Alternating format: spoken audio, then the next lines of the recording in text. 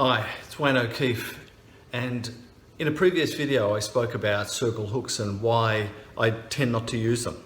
But I've got to say, I went to Palm Cove in northeastern Australia, and I must admit there that the fishing was fantastic. I used some circle hooks on a large rod that I had, so that's one where I put in a bait and I just left the rod while I was using a smaller rod to catch different types of fish, smaller fish. So I was focused on the smaller rod with the lighter gear, and the larger rod was hooking fish by itself. So I don't think I saw one occasion where I got bites on that rod and that didn't turn into a full-scale run.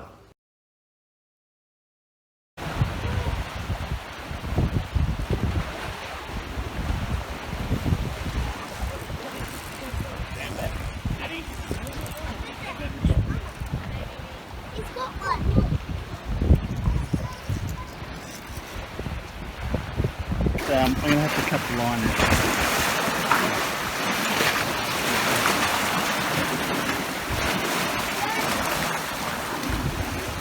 I can't lift it up. It's too heavy. I didn't get all of those fish in. Some of them were very big. I was getting broken off on 10-kilo line. But the circle hooks were most definitely doing their job. So while I tend not to use them when I'm using lighter gear because I like to strike into the fish, they certainly have their place. Now, as you know, circle hooks have that odd tip on them which comes in, and there's a good reason for that. It forces the hook to actually only connect with the fish as it starts to leave the mouth, and therefore it generally gets caught in the corner of the mouth. So you tend not to gut hook with these fish. They're so round, that is just sort of sweeping against the skin.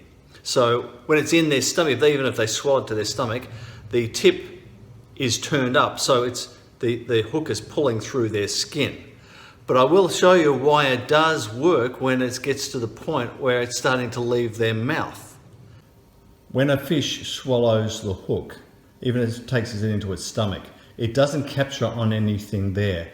But as it starts to swim away, or as there's tension on the line, what it tends to do is that as it gets towards a bend in the mouth, it catches near that bend as the hook is twisted around the edge, as you can see, around as in the edge of my hand or the edge of its mouth.